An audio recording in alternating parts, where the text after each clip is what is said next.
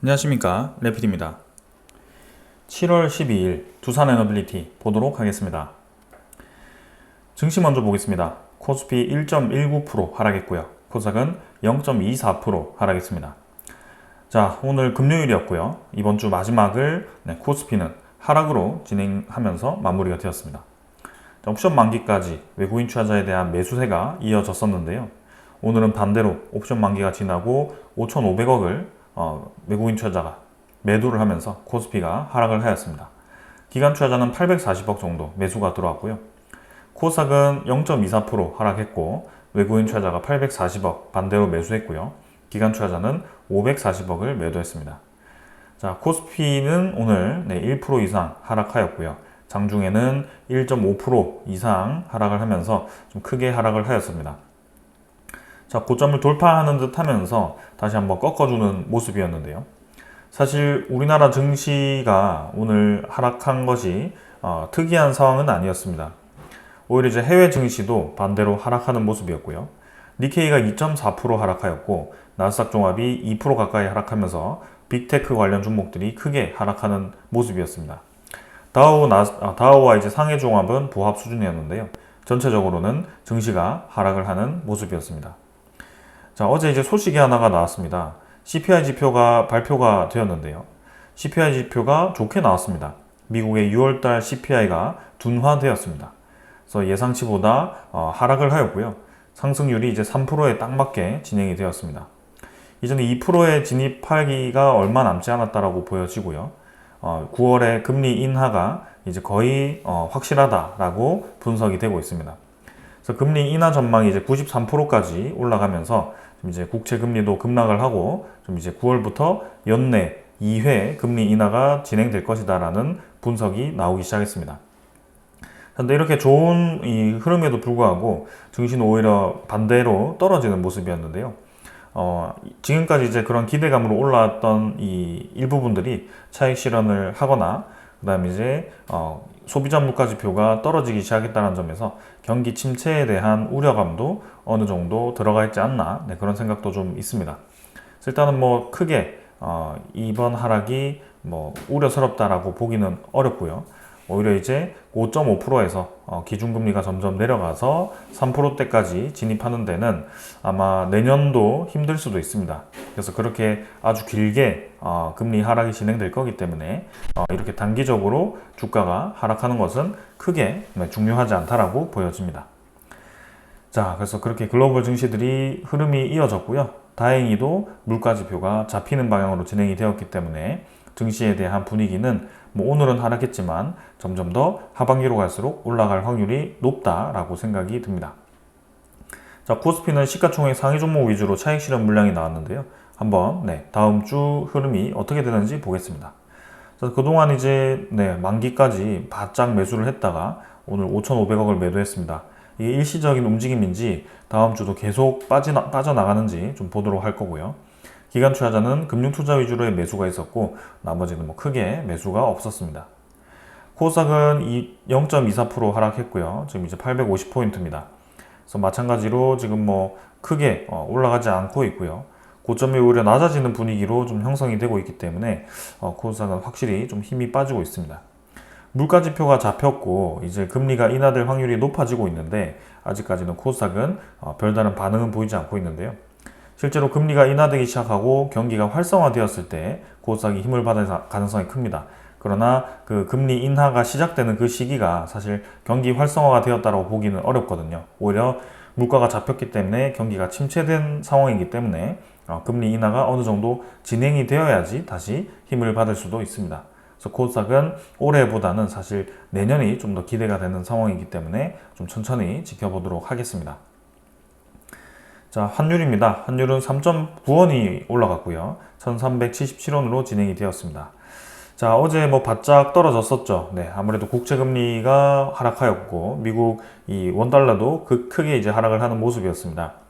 금리 인하에 대한 확률이 이제 93%까지 올라가면서 거의 뭐 기정사실화된 모습이고요. 점점 더 이제 떨어질 겁니다. 환율은. 그래서 원달러가 이제 떨어지고 강달러 시대에서 이제는 다시 금리가 낮아지는 방향으로 진행이 되면서 정상적으로 좀 분위기가 형성이 될 것 같습니다. 지수 선물은 미국 증시 오늘은 이제 반등 중인데요. 뭐 크게 많이 올라가지 않기 때문에 넘어가도록 하고요. 유럽 증시도 마찬가지 0.3% 정도 반등하면서 크게 움직임 없습니다. 차분하게 진행 중이네요. 원자재 가격도 83달러 국제유가, 천연가스 2.2달러이기 때문에 비슷해서 넘어가겠습니다. 국채금리는 당연히 떨어졌고요. 4.22%입니다. 어제 4.1%대까지 떨어졌다가 조금 반등했는데요. 결국에는 떨어지기 시작하죠. 그래서 이제 점점 떨어지면서 국채금리도 3%대로 진입할 거고 환율도 1,300원 아래로 진행이 될 거고 좀 그런 식으로 이어질 것 같습니다. 자, 그래서 줄곧 강세를 보이던 소비자 물가 지표도 이제 잡히기 시작했고 고용 지표도 둔화되기 시작했고 서서히 경기 침체에 대한 신호가 나오기 시작했다. 그래서 이제 경기 침체에 대한 우려감과 금리 인하에 대한 기대감이 양립하는 시기가 다가왔는데 금리 인하 시기가 이제 머지않았고 서서히 진행될 때 그 효과는 사실 내년에 나타날 가능성이 큽니다. 그래서 당장 첫 번째, 두 번째 금리를 떨어뜨렸을 때 우리 기대감만큼 주가가 빠르게 급하게 올라가지는 않을 수 있거든요. 코로나 때는 워낙 경기 침체 속도가 빨랐기 때문에 거기에 대해서 경기를 활성화시키기 위해서 금리를 굉장히 빠르게 무리하게 쭉 떨어뜨려 버렸습니다. 근데 지금 같은 경우는 계단식으로 야금야금 이제 떨어뜨릴 거기 때문에 아주 긴 기간 동안 그 연착륙을 하게 될 겁니다. 그래서 우리의 이 19년 그때의 주식 시장을 생각하면서 접근하면 안 될 것 같고요. 오히려 천천히 접근하는 것이 유리해 보입니다. 자, 오늘 이 정도로 증시에 대한 분위기 살펴보았고요. 이제는 큰 이벤트는 이제 9월 달에, 11월 달에 미국의 대선이 아닐까. 그래서 그 전에 9월 달에 금리 인하 한번 하고 연말에도 한번 또 진행이 될 수 있다. 이렇게 보여지거든요. 그런 것들 집중하면서 좀 지켜보도록 하겠습니다. 그리고 외국인 투자자가 차익 실현 물량을 얼마나 뱉을지 그것들도 좀 보겠습니다. 자, 오늘 이 정도로 증시 보았고요. 종목으로 넘어가도록 하겠습니다. 자, 두산에너빌리티 보겠습니다. 950원 하락했고 4.35% 하락해서 29,000원으로 마무리가 되었습니다. 자, 오늘은 시초가부터 쭉 떨어뜨려 가지고 중간에 이제 상당히 크게 떨어지는 모습이 한번 있었는데요. 또 오후에는 거의 보합 수준까지 주가를 밀어 올렸다가 마지막에 조금 밀리면서 진행이 되었습니다. 그래서 오늘 주가를 보고 이제 두산에너빌리티의 어제 인적 분할 합병 소식이 두산에너빌리티에 좋지 않다라고 판단을 하시는 분들이 좀 많을 것 같은데요. 거기에 대해서 제가 오늘 좀 종결을 시키고자 합니다. 그래서 어제 워낙 많은 질문들을 받았고요. 제가 정말 정성스럽게 좀 댓글을 달아주고 제가 또 갑작스럽게 또 이제 저녁에 그 소식을 접하면서 영상을 준비하는데도 사실 시간도 많이 없었고요. 좀 오늘까지 좀 많은 이제 이 데이터들을 보고 좀 보았습니다. 그래서 합병에 대해서 어느 정도 좀 이해를 했고요. 오늘 다시 한번 좀 명확하게 좀 정리를 드리고자 합니다. 지금 인적 분할부터 해서 병합이니 이게 주식수가 줄어드니 여기부터 해서 좀 두산에너빌리티가 두산 바켓을 넘기는 과정에서 큰 손실을 본 게 아닌가, 그리고 두산 로보틱스의 주식수가 너무 적게 받는 거 아닌가, 이런 것들이 계속 논란이 되고 있습니다. 그래서 그러한 것들을 좀 한 번에 정리를 할 거고요. 결론적으로 이 두산에너빌리티의 인적 분할 합병이 우리에게 어떤 영향을 주는지를 한번 좀 제시를 해 보겠습니다. 자, 일단 먼저 원래의 패턴대로 주가부터 먼저 보도록 하겠습니다. 자, 오늘 4% 정도 떨어졌고요. 시간의 거래는 조금 더 붙었고 21,000원으로 추가적으로 떨어지지는 않았습니다. 거래량은 2,500만 주로 핫한 만큼 좀 많이 붙어 주었습니다. 근데 사실 이게 거래량이 좀 좋게 터진 건 아닌 것 같은데요. 그렇다고 좋지 않게 터졌다라고도 보기도 애매합니다. 왜냐하면 중간에 급등을 했던 구간이 분명히 있거든요. 그래서 이렇게 보고 이제 투자자를 보게 되면 외국인 투자자가 이제 130만 주 가까이 매수가 들어왔고요. 기관 투자자가 반대로 157만 주를 매도하였습니다. 사실 오늘 하락은 기관 투자자 위주로의 매도가 나왔는데요. 금융투자 24만 주, 보험 30만 주, 연기금 투자자가 140만 주를 매도하면서 물량을 쏟아내는 모습이었습니다. 오히려 이제 투신과 사모펀드는 차분하였고요. 사모펀드는 되려 이제 47만 주를 매수를 하면서 오히려 베팅을 하였습니다. 그래서 투신 투자자와 사모펀드가 사실 단기 수익을 보고 접근하는 투자자들이고요. 좀 좋지 않은 소식일 때는 가장 먼저 빠져나가는 투자자 중에 하나입니다. 근데 오늘 크게 빠져나가지 않았다는 점, 그리고 사모펀드는 오히려 매수가 진행되었다는 점을 좀 주목해 주셨으면 좋겠습니다. 그리고 외국인 투자자가 지금 이탈하지 않고 많은 매수가 진행이 되었는데 조금 있다가 실제 물량을 집계해 보도록 하겠습니다. 연기금 투자가 이제 140만 주 정도 매도를 했는데요. 이 부분에 대해서는 이제 합병에 대한 좀 불만감, 그 다음에 두산밥켓이 떨어지는 거에 대한 그런 뭐 불만, 그리고 거래 정지가 된다라는 거 그 자체가 좀 연기금 투자자 입장에서는 별로 꺼려하는 게 아닌가라는 생각입니다. 그렇다고 한다면 합병을 이제 피하기 위해서 물량을 뱉어낼 것으로 좀 보여지는데 일정 물량, 지분을 좀 줄여나가면서 진행하지 않을까 그런 생각도 좀 해봅니다. 그래서 일시적인 매도였을까 아닐까는 이제 다음 주에 패턴을 좀 보면 알 수 있을 것 같고요. 네, 한번 지켜보겠습니다. 그래서 사실 연기금 투자자를 제외한 나머지 투자자들은 크게 두산에너빌리티를 쏟아냈다라고 보기에는 어렵다. 그리고 오히려 매수하는 수급도 반대로 있었다. 그래서일까요? 중간에 이렇게 올라가는 구간이 있었고 뭐 부합까지 그리고 오히려 상승으로 전환했으면 우리 기분이 좋았을 테지만 사실 뭐 29,900원 저는 뭐 나쁘지 않았다라고 봅니다. 오히려 코스피도 오늘 1.5% 이상 하락했다가 마지막에 1.1%까지 메워주면서 진행했지만 결국에는 증시 전체가 별로 좋지 않은 분위기 속에서 그리고 네, 이런 흐름이 나왔다는 것은 뭐 크게 뭐 선방했다라고 보여집니다. 자, 그러면 이제 선방했다라는 표현이 정말 이제 두산에너빌리티에 좋지 않은 소식이었을까? 여기에 대해서 이제 깊이 좀 파고들 필요가 있는데요. 조금만 기다려 주십시오. 자, 그래서 오늘 네, 굉장히 위아래로 크게 흔들었습니다. 아래 꼬리도 길고 윗꼬리도 길고 네, 빨간색으로 마무리를 하긴 했습니다. 21선 지키면서 진행되었고요. 주기적으로 주가를 만들어내는 모양이 나왔는데 딱 이제 만기 끝나고 합병 소식을 기습적으로 내면서 좀 주주분들 입장에서는 또 이건 뭐 오래 기다렸는데 이제 좀 출발하려고 하니까 왜 또 이런 이 머리 아픈 거를 해가지고 네, 헷갈리게 하나 이런 생각이 좀 많이 드실 겁니다. 그리고 워낙 그동안 이제 유상증자도 많이 하고 뭐 이제 신주인수권 부사채도 있고 모두 다 이제 주주 비친화적인 그런 이 움직임이 많았었기 때문에 이번 합병도 굉장히 부정적으로 보일 수밖에 없습니다. 심지어 이제 두산 로보틱스 합병 비율을 보면 이게 근데 정말 내 돈을 뺏어가는 거 아닌가 싶을 정도로 비율이 이상하죠. 근데 그거를 조금 이따 깊이 좀 분석을 할 겁니다. 자, 그래서 일단 차트는 뭐 요 정도 수준에서 마무리되었고요. 그게 뭐 우리가 평소에 움직이던 그 밴더에서 별로 네, 이탈하지도 않았고요. 네, 별로 우리가 리스크가 생겼다라고 판단할 정도의 움직임이 아니었습니다. 자, 그래서 일단 거래량이 붙어 주었고 오늘은 그 소식 다음 날이었기 때문에 좀 이렇게 흔들렸는데 다음 주에는 어떤 흐름이 나올지 좀 보도록 하겠습니다. 차트는 이 정도로 좀 보고 넘어가도록 하고요. 공매도 잔고도 한번 살펴보도록 하겠습니다. 잔고는 뭐 크게 변화가 없었고요. 네, 지금 뭐 38만 주 정도로 진행이 되어 있습니다. 그래서 만 주 정도 줄었고요. 크게 변동 없는 상황입니다.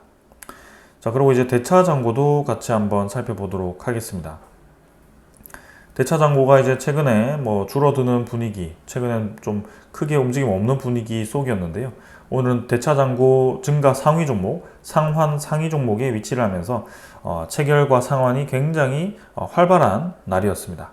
그래서 잔고 증가는 이제 100만 주 정도 늘었는데요. 1740만 주로 잔고가 늘었습니다.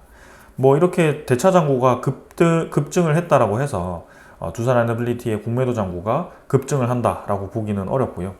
이미 이제 공매도 잔고가 거의 상환된 지 오래되었죠. 근 한 달간 좀 이제 저점을 기고 있습니다. 그리고 잔고 자체도 늘었다가 줄었다가를 계속 반복하고 있는 입장이었기 때문에 이 대차 잔고를 가지고 우리가 무언가를 판단하기에는 어렵죠. 데이터가 부족합니다. 그래서 그냥 추세를 보면 대차 잔고는 옛날부터 쭉 떨어지기 시작하면서 내려가고 있었습니다. 그래서 지금 잠깐 증가한 것도 사실 크게 무리가 없다. 기관 투자자, 외국인 투자자 모두 오히려 많은 매수를 진행해주고 있었습니다. 일단은 합병 소식이 정말 기밀리에 붙여졌을까라는 것이 저는 첫 번째 의문이고요. 그게 이제 오픈이 되었을 때도 어떤 움직임이었을까? 외국인 투자자가 정말 그걸 몰랐을까? 기관 투자자가 그것을 몰랐을까라는 좀 의문도 있습니다. 일단 그건 우리가 뭐 확실하게 알 수 없기 때문에 넘어갈 건데요. 제가 이제 이 구간에서 상당히 좀 인위적인 모습이 많이 보인다라고 말씀을 드렸죠. 주가 형성에 있어서 주기적으로 올렸다가 떨어뜨렸다가 하면서 뭔가 평균 단가를 만들어가는 모습이 있었는데요. 그게 이번 합병과 좀 관련이 있었지 않나라는 좀 합리적인 의심이 좀 들긴 합니다. 그래서 조금은 그런 의심은 접어두고 우리가 알 수 있는 소식으로만 지금 분석을 좀 해보겠습니다. 자, 그 다음은 투자자 이제 종목 상세 분석을 해보겠습니다. 자, 외국인 투자자가 이제 127만 주 매수였는데요. 지금 130만 주로 오히려 매수량이 늘어났습니다. 전날에도 52만 주 플러스였고요. 오늘은 130만 주 플러스가 되면서 자, 합병 소식 이후에 오히려 두산에너빌리티의 외국인 투자자가 더 많은 매수를 진행했습니다. 22.18%. 코스피에서는 지금 오늘 5,500억을 던지면서 시가총액 상위 종목들이 좀 떨어지면서 코스피가 많이 내리는 모습이었는데요. 그것을 이제 지금 반대로 외국인 투자자는 두산에너빌리티에 좀 베팅을 하는 모습이 있었습니다. 22.18%로 우리가 지금 리뷰를 하면서 가장 높은 비율로 지금 계속 갱신을 하고 있고요. 주가는 떨어졌지만 또 외국인 투자자는 행복한 매집을 하였습니다. 그래서 오늘 하락은 연기금 투자자의 약간 매물이 쏟아지면서 좀 하락했지 않았을까. 근데 그 매물을 누군가는 받아주었는데 그 받아준 게 주체가 사모펀드와 외국인 투자자더라. 이렇게 볼 수가 있겠습니다. 자, 그리고 거래원을 보시면 뭐 크게 우리가 분석할 만한 거래원 없었고요. 전날에는 뭐 JP모간, 신한증권 이렇게 매수가 있었고 프로그램도 보시면은 아침에 굉장히 크게 매도가 쏟아졌었는데 지금 이제 반대로 프로그램 매수가 마지막까지 들어오면서 거의 뭐 크게 프로그램도 많이 매도가 잡히지 않았습니다. 그래서 오늘 뭐 잘 마무리되었다 이렇게 저는 평가가 되고요. 기술적인 부분은 이 정도로 좀 보도록 하겠습니다. 자, 그러면 이제 드디어 두산에너빌리티의 인적 분할 합병 소식에 대해서 좀 자세하게 얘기를 드릴 건데요. 자, 너무 많은 질문을 받아가지고 저도 쓰면서 계속 다시 찾아보고 좀 진행을 했습니다. 그래서 의견도 굉장히 많고 부정적인 의견도 많고 해서 자, 지금부터 제가 좀 확실하게 정리를 드리려고 합니다. 자, 먼저 제일 이제 헷갈리는 부분. 이게 두산에너빌리티가 인적 분할을 하는데 이 주식수가 줄어드냐 안 드냐 그리고 그냥 단순히 병합이냐 이렇게 계속 좀 왈가왈부 하시는 분들이 많았습니다. 근데 분할 방법에 대해서 다시 한번 언급을 드리겠습니다. 본건 분할 방법은 이 규정에 의해서 두산에너빌리티 주식회사가 영위하는 사업 중에 투자 사업 부문을 분할을 한다라고 되어 있습니다. 요게 두산밥켓이 포함된 투자 사업 부문을 분할을 하는 겁니다. 그리고 두산로보틱스 주식회사에 흡수 합병을 한다라고 되어 있고요. 요 합병이 나오는 것이 이 두산로보틱스에 들어가기 때문에 합병이 된다라고 하는 것입니다. 그래서 흡수 인적 분할 합병 방식으로 진행이 되는데요. 여기에 대해서 좀 볼 필요가 있는 것이 자, 두산에너빌리티 아래에 두산밥켓이 이제 있는데요. 두산밥켓에 대한 지분 44% 정도를 두산에너빌리티가 가지고 있습니다. 근데 두산밥켓을 인적 분할을 할 때 두산에너빌리티 주식수가 그대로다라고 하시는 분들이 있는데요. 그래서 주식수 25%가 줄어드는 것을 소각이 아니라 병합이라고 표현하시는 분들이 있습니다. 근데 그렇게 된다면 사실 이 두산밥켓을 떨어뜨릴 방법이 없거든요. 이 두산밥켓을 인적 분할해서 떨어뜨리기 위해서는 두산에너빌리티가 상대방과 현금 거래를 하든지 현물 거래를 하든지 뭔가 거래가 있어야 됩니다. 그래서 두산밥켓을 그냥 줄 수가 없죠. 그래서 두산에너빌리티에 자산을 주어야 되는데요. 두산밥켓이 그냥 떨어져서 두산로보틱스로 가고 두산에너빌리티는 병합해서 주가가 합쳐지고 이렇게 되면 정말 이제 없던 거에서 있는 게 창조되는 거죠. 무에서 유를 창조하는 것처럼 이거는 말도 안 되는 방법입니다. 그래서 어떻게 되냐면 두산에너빌리티가 두 개로 쪼개진다라고 보시면 됩니다. 두산에너빌리티 A가 있고 두산에너빌리티 B가 생기게 됩니다. 그래서 두산에너빌리티 B에 지금 44%를 가지는 이 지분이 하나 생기게 되고 두산에너빌리티 A에 이제 원래 우리가 가지고 있던 두산에너빌리티가 떨어져 나오게 됩니다. 그래서 여기는 두산 퓨얼셀이 밑에 붙어 있는 거고요. 요게 이제 75%가 되고 요게 25%가 됩니다. 그래서 우리는 합병이 끝나고 나면 이 두산 에너빌리티 A를 75%를 가지게 되는 것이고요. 그게 지금 1000주를 가지고 계셨다면 75%인 750주가 저 계좌에 이제 생길 겁니다. 그리고 그 나머지 소수점은 이제 현금으로 받게 되고요. 그리고 두산 에너빌리티 B 요게 이제 문제가 되는데 요게 이제 25%가 떨어져 나와서 이제 두산 로보틱스 아래에 들어가게 됩니다. 그래서 두산 밥캣이 이번에 감자를 하고 상장 폐지를 하면서 완전히 이제 두산 로보틱스가 두산 밥캣을 아래에 100% 두는 그런 지분 구조를 가지게 되는데요. 그래서 요거 자체는 이제 완전히 사라지게 되면서 어떻게 되냐? 두산 로보틱스의 신주로 바뀌게 됩니다. 그 신주 비율이 1대 0.031입니다. 그래서 저희가 두산 에너빌리티 1000주를 가지고 있을 때 0.031 비율만큼 두산 로보틱스를 받기 때문에 두 개를 곱하면 31주, 그죠? 두산 로보틱스 31주를 받게 되는 것입니다. 그래서 확실하게 말했죠. 네, 저희가 1000주를 가지고 있다. 두산 에너빌리티 1000주를 가지고 있어서 이거를 7월 29일 주주 기준일까지 들고 갔을 때 기준일 이후에는 이제 합병에 참여할 수 있게 되고요. 우리가 매수 청구권을 청구를 하지 않고 이제 합병에 동의를 했다라고 한다면 두산 에너빌리티 750주, 그 다음에 두산 로보틱스 31주를 받게 된다. 이렇게 이해를 하시면 되겠습니다. 자, 이제는 이해하셨죠? 그리고 이제 여기서 이게 또 문제죠. 내 250주가 왜 갑자기 두산 로보틱스 31주가 되냐? 이거부터가 이제 문제입니다. 그래서 자, 오늘 예상했던 대로 두산 로보틱스가 엄청나게 급등을 하였습니다. 제가 이제 어제 댓글로도 좀 많이 말씀을 드렸는데요. 두산 로보틱스의 가치가 많이 올라갈 거라고 말씀을 드렸습니다. 이미 두산 로보틱스는 합병 공시 이전에 5조라는 그런 시가총액을 가지고 있었고요. 두산밥켓도 현재 시가총액이 5조였습니다. 그래서 두 개 합쳐도 그냥 단순히 수치적으로 10조가 되는 것인데 그게 뭐 10조까지 무조건 간다 이렇게 보기는 좀 어렵긴 하겠지만 일단 두산 로보틱스는 상장이 유지되고 두산 밥켓은 감자를 하고 상장 폐지가 되기 때문에 이제는 두산 로보틱스가 이제 두산 밥켓 투자자들은 두산 로보틱스 주가에 투자를 할 수밖에 없습니다. 그리고 두산 밥켓의 그 온전한 그 가치, 성장성이 이제는 두산 로보틱스 주식에 반영이 될 수밖에 없습니다. 당연히 지금 현재 두 개 합쳤을 때 10조 가까이는 가지 않을까라는 게 단순 계산이고요. 네, 확실하지 않겠지만 대충 언저리가 그렇게 갈 수 있을 것 같습니다. 자, 그러면 이제 10만 5천 원까지 이미 올랐고 지금 당장 어제 비교했을 때와는 좀 달라졌죠. 이게 31주라고 한다면 벌써 이제 310만 원이 되었고요. 두산 에너빌리티는 250주하고 2만 원으로 하면 500만 원입니다. 310만 원과 500만 원 두 개 비교하면 한 200만 원 그래도 손해죠. 근데 이게 회사 입장에서 이제는 합병이 안을 냈고 합병을 성공시키기 위해서는 어떻게 돼야 되죠? 두산 에너빌리티 주주가 최대한 손해보지 않도록 해야지 두산 에너빌리티 주주들이 동의를 할 겁니다. 그래서 7월 29일까지 이 주주 명부가 확정이 되기까지 분명히 저는 움직임이 있을 거라고 보고 있고요. 그 움직임 중에 하나가 두산 로보틱스에 대한 급등이 예상된다라고 생각을 합니다.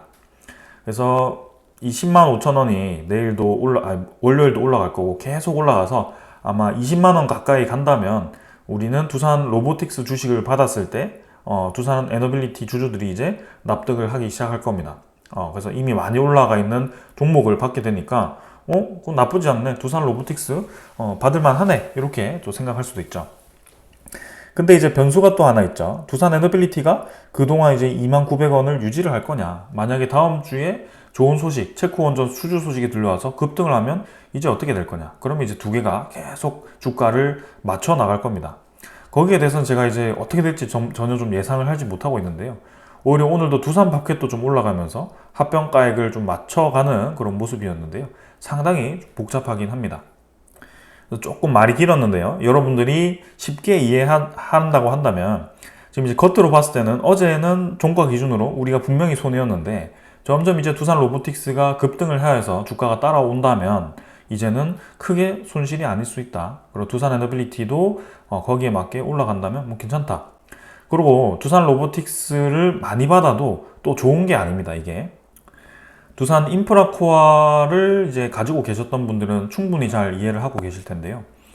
두산 이 인프라코어가 인적 분할될 때 두산 밥켓이 나오면서 두산 중공업과 이제 병합이 되었었습니다.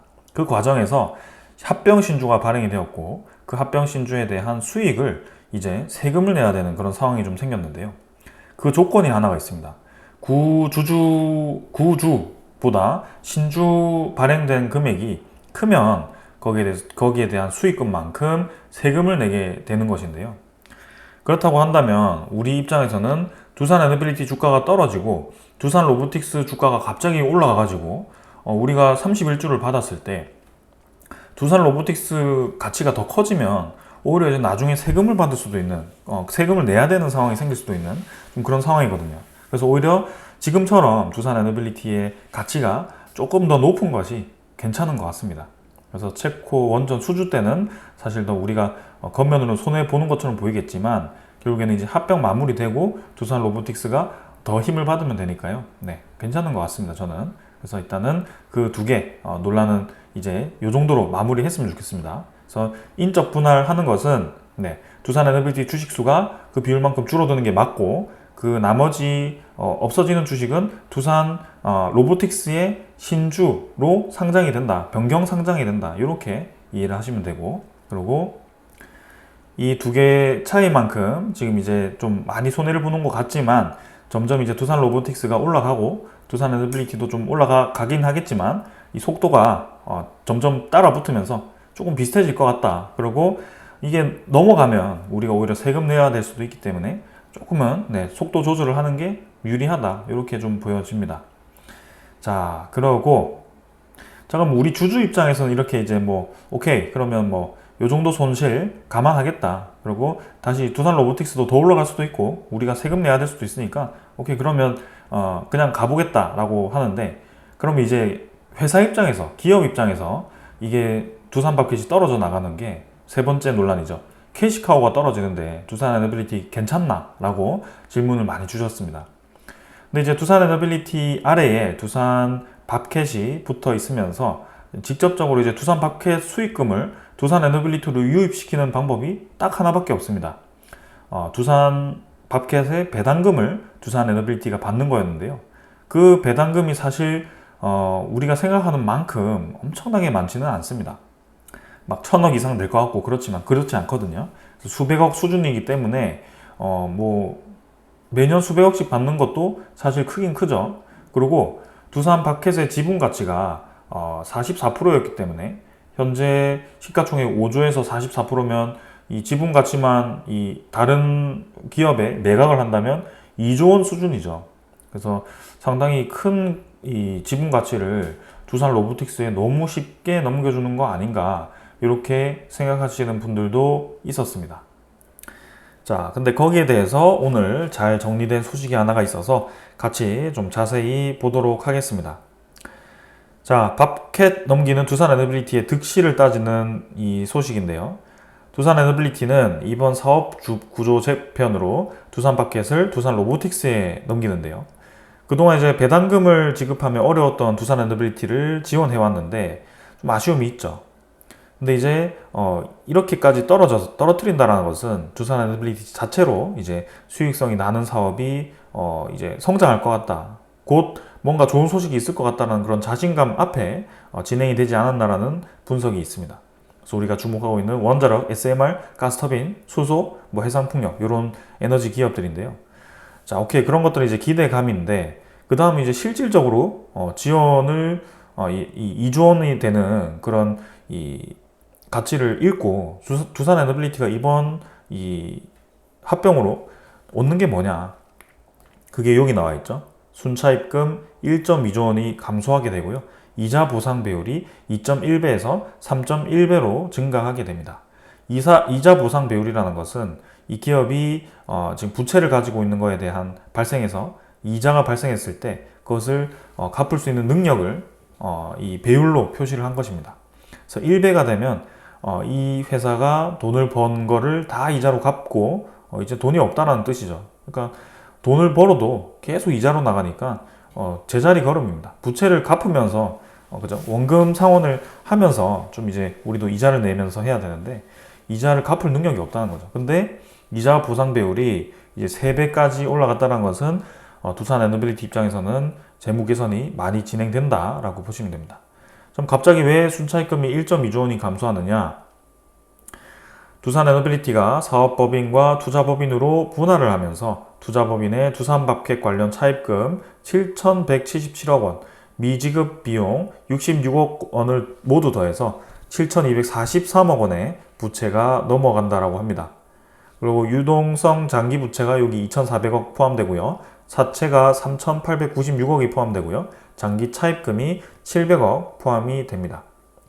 그래서 이 부채가 두산 밥켓과 따라서 빠져나가게 되고 두산 로보틱스 아래로 들어가게 됩니다. 그럼 이제 한 7천억 정도인데 왜 1.2조 원이냐? 거기서 이제 어제 말씀드렸던 현금 확보죠. 4,800억 원의 현금을 두산 에너빌리티로 수여를 하게 됩니다. 그래서 두산 큐벡스와 D20 캐피털 등의 법인을 이제 매각을 하면서 4,800억 원의 현금을 확보를 하는데요. 요걸 이제 두산 이 그룹 차원에서 이렇게 좀 방안을 마련을 한 것 같습니다. 그래서 순차입금이 지금 1조 2조 원이 감소하는 이 효과가 나타났고요. 차입금 의존도가 기존 2조 8천억 원에서 1조 6천억 원으로 42%나 줄어들 예정입니다. 그래서 차입금 의존도 많이 감소했고요. 이제 이자 보상 비율 증가했고요. 현금 확보했기 때문에 두산 에너빌리티 재무만 본다면 상당히 많이 개선되는 것으로 보여집니다. 그리고 자 그러면 이제 두산 밥켓에 배당금 수백억 원의 현금 확보 기회가 없어졌는데 그거는 아까운 거 아니냐? 그게 여기 나와 있죠. 자, 차입금, 대출입니다. 대출 갚으면서 대출이 줄어드니까 660억 원 가량의 금융 비용이 이제 이자가 줄어든다라고 합니다. 그래서 이 660억 원이 사실 두산 밥켓의 비용 이 배당금보다 많다라고 저는 보고 있거든요. 그래서 매년 이제 1,500억 안팎의 금액을 이자로 쓰고 있었는데 그걸 이제 매년 660억씩 깎아버리니까 회사 입장에서는 많이 여유가 생기는 것입니다. 그러니까 연결 실적으로 두산 밥켓이 이렇게 뭐 실적으로 잡히고 수익이 잡히고 하더라도 두산 밥켓은 그냥 별개의 회사였던 겁니다. 두산 에너빌리티에 직접적으로 뭐 사원 지원금을 주고 그렇게 현금이 왔다 갔다 하고 그런 이 상황이 아니었거든요. 그래서 장부상의 그런 상황이었기 때문에 가치가 뭐 그렇게 모회사로서 좀 반영이 되었을 수는 있겠지만 사실 뭐 그렇게까지 크리티컬하게 밥켓이 두산 에너빌리티의 주가에 영향을 주었다? 그거는 아니라고 봅니다. 예를 들어서 두산 에너빌리티가 이제 원자력 사업을 갑자기 인적 분할을 한다. 이런 얘기가 나오면 이제는 골치가 아프죠. 네. 근데 지금은 조금 이제 관련이 없는 밥켓을 떨어뜨렸던 거기 때문에 크게 저는 무리가 없어 보입니다. 어제 이제 두산 인프라코어의 인적 분할 사례를 들면서 제가 이제 설명을 드렸었는데요. 자, 근데 두산 인프라코어는 사실 인적 분할 발표 이후에 엄청나게 급등을 하면서 주가가 많이 상승을 했었습니다. 근데 제가 한 가지 관광한 게 있었더라고요. 두산 인프라코어 인적 분할 발표 당시에는 두산 인프라코어의 공매도 잔고가 1,200만 주가 있었습니다. 그게 이제 인적 분할 발표 이후에 급격하게 상환이 되면서 공매도 쇼커버링이 나왔더라고요. 그래서 그렇게 상환이 되었던 거고 지금 두산 에너빌리티는 정말 이 미리 소식을 들었던 것처럼 갑작스럽게 이제 공매도 잔고를 쭉 줄여가지고 이렇게 유지를 하고 있었죠. 근데 이게 뭐 합병을 염두에 뒀던 것인지 아니면 앞으로 체코 원조 수주라든지 그런 것들을 염두에 뒀던 것인지는 우리는 알 수는 없죠. 네, 확실하게는 뭐 지금은 상환할 공매도가 없기 때문에 두산 인프라코어처럼 급등을 하지는 않았던 것 같습니다.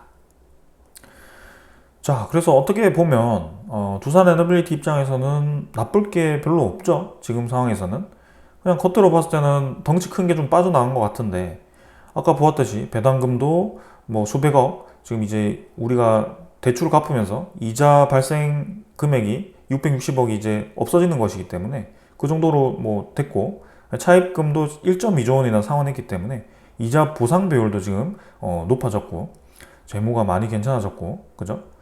두산 버켓이 떨어져 나가는 것 말고는 크게 겉면으로만 좀 좋지 않아 보이지만 내실을 들여다보면 크게 나쁘지 않다.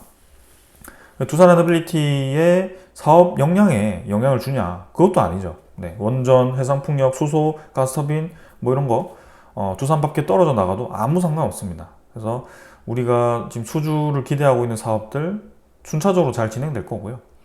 합병이 때문에 합병 기일에 이제 맞춰서 거래 정지가 되고, 뭐 그 전에 뭐 단가 맞추는 산술 평균하고 이러한 과정들이 좀 복잡할 뿐이지, 사실은 그거 잘 넘기고 나면 오히려 두산 에너빌리티는 재상장되었을 때 주식수가 75%가 되는 거기 때문에 주식수도 많이 줄어들었을 겁니다. 4억 8천만 주라고 얘기를 드렸죠. 그래서 그렇게 줄어들 거기 때문에 괜찮습니다. 그리고 그 합병 비율에 대해서는 이게 액면가가 다릅니다. 두산 로보틱스는 액면가가 지금 500원이고요. 이미 나와 있죠. 두산 에너빌리티는 액면가가 5,000원입니다. 한 주당. 그래서 이 액면가 때문에 좀 이제 비율이 좀 많이 차이 났던 건데요. 그 비율에 맞게 주가도 움직일 겁니다. 그래서 지금 당장 종가를 비교해서 내가 얼마 손해보는구나 라고 확신하기보다는 7월 29일 기준일까지는 주가가 거기에 맞게 움직일 가능성이 크기 때문에 천천히 좀 보셔도 될 것 같습니다. 자, 그리고 이 타이밍이 참 묘했죠. 갑작스럽게 다음 주에 우리는 이제 체코 원전 기대하고 있는데 이 소식을 좀 내보냈습니다. 그래서 박정원 회장 입장에서는 두산 에너빌리티가 이제 전성기를 앞두고 있는 이 시점이 좀 최적의 타이밍이 아니었나 이렇게 판단을 했거나 좀 다른 의도가 있었나 좀 그런 생각도 좀 들고요. 사실은 어떻게 보면 이제 두산 로보틱스 아래에다가 두산 바켓을 집어넣으면서 두산 로보틱스 지분 가치가 엄청나게 올라가는데요. 그 두산 로보틱스가 곧 그 보호예수 물량이 풀리게 되죠. 두산 자체가 그 두산 로보틱스 지분을 팔게 되면 큰 수익을 얻을 수 있습니다. 좀 그렇게 짱구로 좀 굴린 것 같은 느낌도 좀 드는데요. 그런 면에서 이제 주주분들이 좀 이제 많이 배신감을 느끼고 짜증내는 것도 있습니다. 근데 깊이 들여다보니 두산 에너빌리티도 그리 나쁘지 않더라. 그리고 오히려 지금 이제 이러한 자신감이 어디서 나왔느냐? SMR과 해외 원전 수주 이러한 사업에서 강한 자신감이 나왔다라고 표현이 되고 있죠. 그래서 두산 스코다 파워가 또 이제 어제 얘기를 했었고, 지금 이제 이 체코 유령 매체에다가 한수원이 또 이렇게 광고를 하면서 막판 홍보전도 펼치고 있고요. 네. 체코 회사와 MOU 체결 76건을 체결했고, 네, 이런 한수원 경쟁력에 대한 강조한 내용들을 이렇게 언급을 하면서 마지막 스퍼트를 내고 있습니다. 자, 체코 현지 기업 중에서는 당연히 스코다 파워가 주목이 될 수밖에 없고요. 스코다 파워가 어느 정도 지금 이 언지를 받지 않았을까라는 좀 기대감도 있습니다. 그래서 우리나라가 다음 주에 수주를 한다면 두산 에너빌리티 당연히 급등할 거고요. 두산 로보틱스도 거기에 맞게 같이 올라가지 않을까, 좀 그런 생각도 좀 듭니다. 자, 그리고 이제 해상풍력도 지금 제주도에서 계속 진행 중이고요. 탐라 해상풍력, 한림 해상풍력 이쪽에서 또 진행 중이고, 곧 100메가와트급에 이제 8메가와트급 13개 정도, 12개 정도가 들어가는 프로젝트가 또 진행될 겁니다. 그 다음에 우리나라 사우디와 공동 개발을 했던 스마트 100 모델이 이제 표준 설계 인가를 시작하게 되고요. 이제 이 모델이 표준 설계가 인가되고 진행되면 사우디와도 또 협력이 가능하게 됩니다. 그래서 이러한 여러 모델들, 여러 사업들이 동시다발적으로 지금 좋은 방향을 띠고 있고요. 뉴스케일 파워에 대한 주가도 계속 힘을 받아서 지금도 이제 13.5달러 수준으로 프리마켓 추가적으로 올라가서 진행 중이고요. 네, 지금 이러한 것만 보더라도 두산 에너빌리티가 전혀 나쁠 거 없습니다. 합병 때문에 매도를 해야 되나 이렇게 고민하시는 분들이 많을 것 같은데요. 우리는 달라진 거 전혀 없습니다.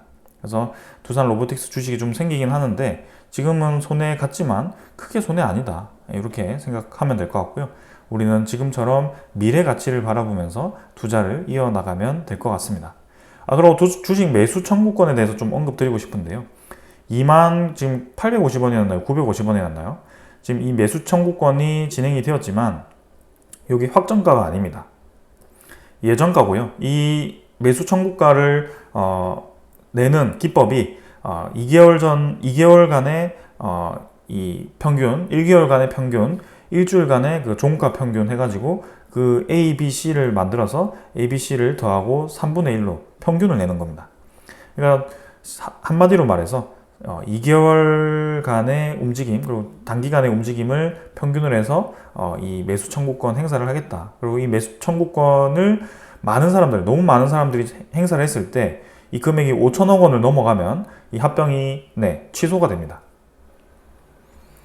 그래서 5천억 원이라고 한다면 지금 이제 2850원 정도에서 한 2,500만 주 정도 표가 반대를 좀 해야 될 것 같네요.